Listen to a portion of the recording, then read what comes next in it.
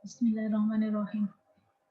Baik, materi yang berikutnya dari rangkaian teknik di dalam natural language processing itu adalah extracting information from text. Jadi mengekstraksi informasi dari teks. Ini sebenarnya langkah sebelum kita melakukan proses parsing, ya. Jadi antara pre-proses, ya. Jadi pre-proses kan di dalam proses parsing itu ada tagging, ya. Jadi melakukan proses tagging. Nah, di sini itu antara intermediate antara proses tagging dan parsing itu ada satu proses yang disebut dengan checking. Nah, sebenarnya checking sendiri itu adalah bagian dari bagaimana kita bisa mengekstraksi informasi dari teks, dan ini bisa digunakan untuk implementasi selain melakukan parsing. Baik, jadi objektif atau tujuan dari kita mempelajari ini adalah bagaimana kita bisa membangun sistem yang mengekstrak data terstruktur dari teks yang tidak terstruktur. Jadi teks itu kan sebenarnya adalah sebuah bentuk yang tidak terstruktur. Kemudian metode apa yang robust ya untuk mengidentifikasi entitas dan hubungan yang dijelaskan dalam teks. Jadi mencari hubungan antar komponen-komponen dalam teks atau yang kita sebut dengan entitas itu kita bisa menggunakan metode apa. Yang berikutnya adalah kita juga ingin mengetahui korpora mana yang sesuai untuk pekerjaan ini dan bagaimana kita menggunakannya untuk melatih dan mengevaluasi dari model kita. Baik, kita mulai terlebih dahulu sebenarnya apa yang dimaksud dengan extraction informasi atau informasi extraction. Jadi informasi itu datang dalam berbagai bentuk dan ukuran. Yang paling mudah yang sering kalian temui itu biasanya bentuknya sudah terstruktur seperti yang ada di dalam database atau basis data, ya. Itu bentuk seperti itu disebut dengan bentuk yang terstruktur. Nah, contohnya biasanya dinyatakan dalam field ya, di mana field itu mewakili entitas-entitas ya, yang mengatur entitas, ya. Contohnya atribut ini dia menggambarkan entitas. Organisasi, nama organisasi, kemudian lokasinya, misalkan ada organisasi namanya Omnicom, dia lokasinya ada di New York. Nidam dia ada di New York dan seterusnya. Nah, kalau kita ingin mengetahui misalkan apa-apa saja sih yang ada di Atlanta gitu ya. Jadi organisasi-organisasi apa yang ada di Atlanta, maka kalau kita sudah mempunyai bentuk yang terstruktur seperti ini dengan menggunakan query, misalkan select dan seterusnya, kita bisa mudah mendapatkan organisasi-organisasi yang ada di Atlanta. Nah, contohnya kalau kita tuliskan data ini dalam bentuk Python, itu bisa kita tulis dalam bentuk list of tuple, ya, jadi daftar tuple yang isinya adalah entitas, relasi, entitas, ya. Jadi contohnya di sini entitasnya itu nama-nama dari entitas pertama itu adalah nama-nama organisasi, entitas kedua adalah lokasi. Nah, relasinya apa? Relasinya misalkan kita berikan in, ya, atau ada di dalam. Nah, ini kita bisa nyatakan seperti ini. Nah, ini kalau mau ditambah ya tinggal tambahkan saja organisasi-organisasi lain dengan bentuknya dengan menggunakan pasangan dalam kurung, ya. Kemudian ini semua dinyatakan dalam kurung siku. Jadi seperti list daftar. Kemudian sehingga kalau kita ingin menanyakan tadi organisasi mana yang beroperasi di Atlanta atau organisasi mana yang ada di Atlanta, kita bisa melakukan proses query seperti ini query. Kalau kita menggunakan SQL ya query-nya select, misalkan select organisasi dengan syarat where, ya, where place ada di Atlanta atau place sama dengan Atlanta. Nah, ini sama saja sebenarnya. Jadi yang kita query itu adalah E1. E1 kan entitas 1. Kita ingin mengetahui organisasi-organisasi apa, kan entitas 1 ya. Untuk pasangan entitas ini kan entitasnya adalah entitas relasi entitas. Nah, yang ada di lokasi, log-lognya ini berarti ini kita merujuk ke variabel yang menyimpan dari daftar tabel tadi. Jika, nah ini where-nya sama ya, jadi kalau di SQL kita menyebutnya where, nah ini kondisi, conditional ya. Jika E2-nya itu berarti entitas kedua itu sama dengan Atlanta. Nah, hasilnya ini akan disimpan di query. Kalau kita berikan perintah print query, maka kita akan menghasilkan hasil di mana itu adalah nama-nama organisasi yang berlokasi di Atlanta, yaitu di sini kan ada BBDU Source, kemudian yang kedua ada Georgia Pacific. Nah ini, kalau bentuknya terstruktur seperti ini sangat mudah mengekstraksinya. Hanya segalanya akan menjadi lebih rumit jika kita ingin mencari ingin mencari informasi yang mirip seperti itu tadi, tapi dari teks. Nah, misalkan ada berita, ada dari teks berita seperti ini, akun Wells keempat yang pindah ke agensi lain adalah divisi produk kertas dalam kemasan dari Georgia Pacific Corporation yang tiba di West mengenal seperti Hertz. Dia juga memiliki, dia juga berangkat ke agen milik Omnicom,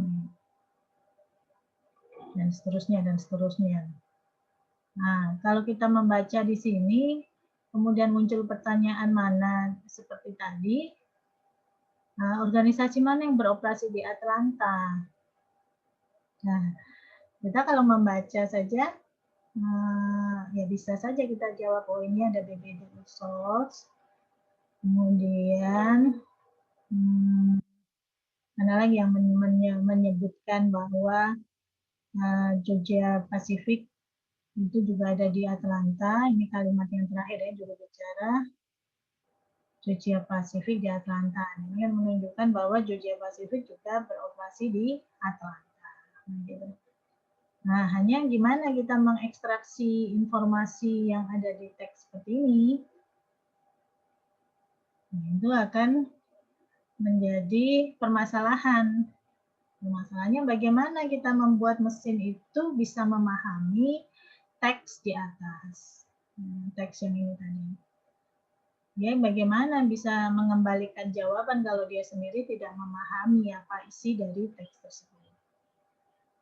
Karena teks tersebut tidak berisi struktur, tidak terstruktur yang menghubungkan nama organisasi dengan nama lokasi. Di sini kita tidak tahu mana yang nama organisasi, mana yang nama kota misalkan. Nah, sehingga dalam materi ini nanti kita akan mengambil pendekatan yang berbeda. Jadi kita caranya gimana? Kita konversi dulu data yang tidak terstruktur tadi menjadi data yang terstruktur. Nah, setelah berubah menjadi data yang terstruktur, maka kita bisa manfaatkan dengan alat query, misalkan SQL, ya, untuk mengekstraksi atau memberikan jawaban sesuai dengan query yang dimasukkan. Nah, metode untuk mendapatkan makna dari teks inilah yang disebut dengan information extraction atau ekstraksi informasi. Nah, informasi ekstraksi sendiri itu banyak aplikasinya ya, nggak hanya di dalam proses parsing, ya, tapi juga bisa diaplikasikan dalam kecerdasan bisnis, pengambilan resume, ya, bisa menganalisa misalkan dari data yang kita miliki itu kita mau menganalisa, mencari resumenya atau mencari apa istilahnya itu kesimpulan. Itu kan sulit ya. Dari kalimat kita aja kalau kita membaca itu mencari kesimpulannya juga setengah mati, apalagi mesin. Gimana kita bisa melatih mesin itu sehingga bisa mencari kesimpulan dari kalimat yang diberikan. Bisa juga untuk menganalisa media. Nah, masih ingat dulu waktu kita mengikuti kuliahnya yang dari Universitas apa dulu itu, ya, itu kan dia juga menganalisa media. Nah, juga bisa dipakai untuk mendeteksi sentimen. Analisis seperti yang saya pernah berikan kuliah umum dengan pembicaranya dari alumni mahasiswa kita, di mana dia mendeteksi sentimen dari kalimat atau komentar yang ada di Google Map, mendeteksi sentimen. Gitu. Kemudian juga mencari pola, mencari paten dalam sebuah Google itu juga ada Google Paten. Kemudian juga bisa dilakukan untuk memindah email dan seterusnya. Bidang yang sangat penting dalam ini melibatkan upaya untuk mengekstraksi data terstruktur dari literatur ilmiah. Jadi bisa dipakai untuk mengekstraksi data terstruktur, misalkan di bidang kedokteran, di bidang biologi, dan seterusnya. Jadi ini salah satu teknik yang paling important, jadi yang paling penting di dalam teknik-teknik yang ada di natural language processing. Nah, sekarang kita ingin melihat seperti apa gambaran dari arsitektur information extraction. Nah, ini gambarnya seperti ini, dimulai dari raw text, ya, kalimat tadi, kalimat dalam bentuk string, kemudian dipecah-pecah menjadi satu kalimat single kalimat ya, single. Kalau dalam bentuk teks yang panjang kan banyak kalimatnya, itu dipecah-pecah dulu menjadi kalimat-kalimat tunggal. Kemudian dari kalimat-kalimat tunggal sendiri itu dicari token-tokennya. Nah, setelah tokennya diperoleh, maka yang dilakukan adalah part of speech. Nah, ini untuk mencapai ini ke tokenizing, kadang kita membutuhkan teknik-teknik preproses lain, misalkan menghilangkan tanda baca, menghilangkan atau menyamakan apa itu namanya, huruf besar huruf kecilnya dan seterusnya. Ya, lalu di sini juga setelah itu dilakukan part of speech tagging, mengambil pause ya, atau part of speech-nya, mana yang kata benda, mana yang kata kerja, mana yang kata sifat, dan seterusnya. Baru kemudian di sini dilakukan proses entitas deteksi, ya, di mana di sini yang dihasilkan itu adalah sebuah chunk sentence. Jadi chunk itu bisa dikatakan bagiannya dari sentence. Nah, nanti akan kita jelaskan seperti apa itu chunk sentence, kemudian mencari relasinya, relasi yang itu tadi. Misalkan mana yang kita ingin ambil, misalkan mengenai organisasi dan lokasi. Jadi kita nanti akan menghasilkan relasi antara masing-masing entitas yang kita deteksi. Ya. Jadi ini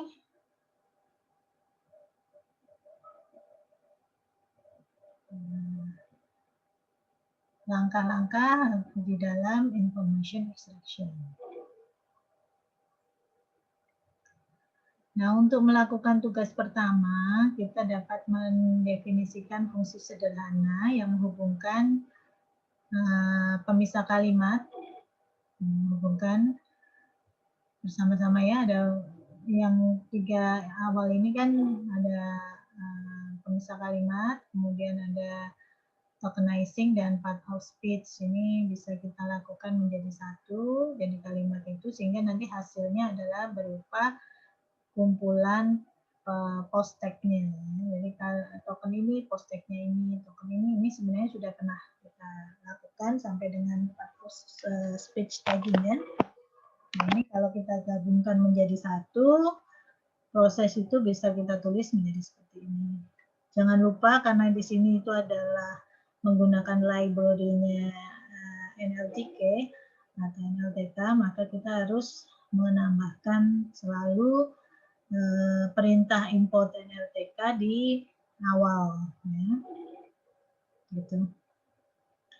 Kemudian selanjutnya dalam deteksi entitas bernama kita mensegmentasi dulu ya, dan memberi label entitas yang mungkin atau yang kita inginkan di dalam ekstraksi informasi yang kita ingin dapatkan. Misalkan kita ingin mendapatkan itu tadi organisasi yang ada di kota mana, ya.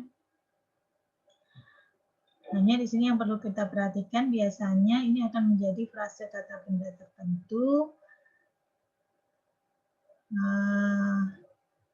Misalkan ada kata frase ni gitu ya. Nah, padahal ini juga bisa menjadi satu bagian dari kata the night. Gitu. Sehingga hal-hal seperti ini juga harus kita perhatikan. Kemudian dalam beberapa tugas ini juga bisa menjadi pertimbangan untuk kata benda yang terbatas atau yang tak terbatas atau yang banyak sekali. Contohnya setiap siswa atau setiap kucing, gitu kan? Sehingga ini kan merujuk ke satu entitas yang sama sebenarnya dengan menggunakan non frase tertentu. Nah, kemudian di bagian akhir nanti untuk dalam ekstraksi relasi kita mencari pola spesifik antara pasangan entitas yang terjadi yang dekat satu sama lain di dalam teks. Ya, dengan menggunakan pola tersebut kita membangun tuple untuk merekam hubungan antar entitas.